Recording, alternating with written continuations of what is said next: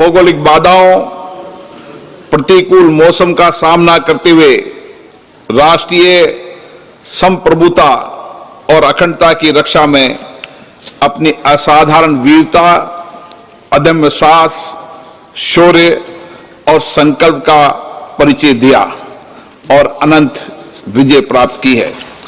आज हम इस अवसर पर अपने वीर सैनिकों को नमन करते हैं तथा उन शहीदों को श्रद्धांजलि देते हैं जिन्होंने अपने राष्ट्र को की सुरक्षा में अपना सर्वोच्च बलिदान दिया।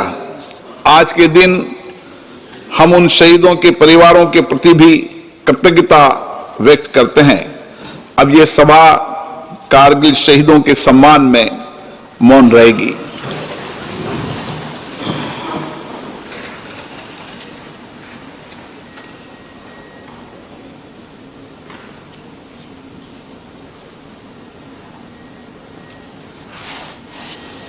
ओम शांति।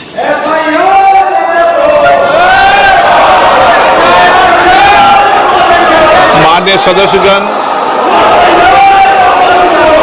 मैंने हमेशा सदन में ये प्रयास किया है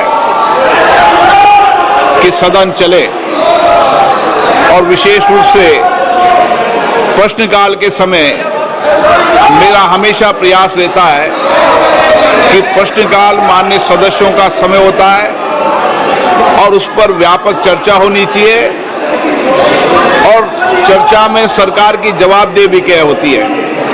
लेकिन पिछले मैं कुछ दिनों से देख रहा हूं कि सदन को नियोजित तरीके से बाधा करी जाती है, तख्तियां नारेबाजी की जा रही है।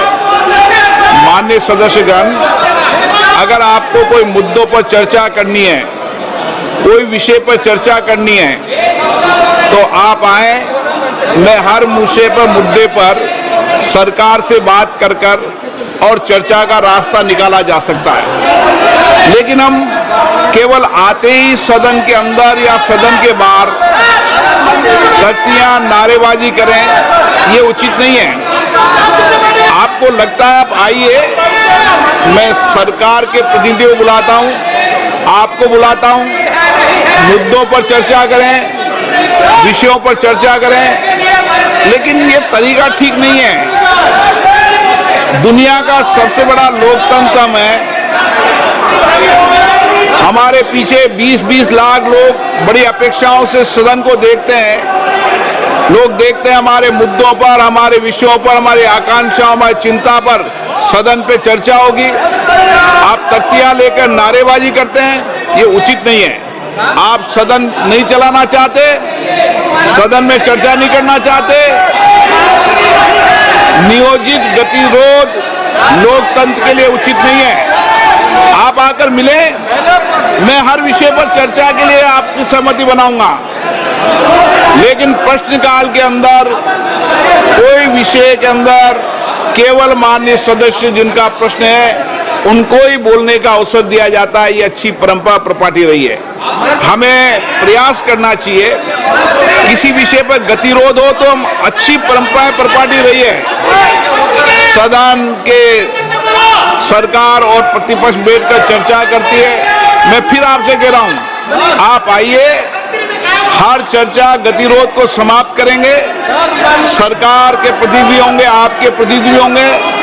अगर कुछ मुद्दों पर समाधान निकलता है तो उचित नहीं है, नहीं तो आपको अपनी असहमति दर्ज कराने का लोकतंत्र में अधिकार है। लेकिन असहमति किस तरीके से दर्ज होनी चाहिए, असहमति किस तरीके से होना चाहिए, ये संसदीय लोकतंत्र की परंपरा परिपाटी के अनुसार होना चाहिए। आप सदन नहीं चलाना चाहते, सदन में चर्चा नहीं करना चाहते हैं। कीर्तिवर्धन जी, आप कुछ बोलना चाहते हैं? प्रश्न संख्या 81 Shri Subba Narayan ji. So the statement is next to the table of the House. Shri Selvaraj जी, माननीय कीर्तिवर्धन जी। So the statement is laid on the आप table अगर of the सदन House. नहीं चलाना चाहते तो सदन की कार्रवाई आज 2 बजे तक के लिए स्थगित की जाती है।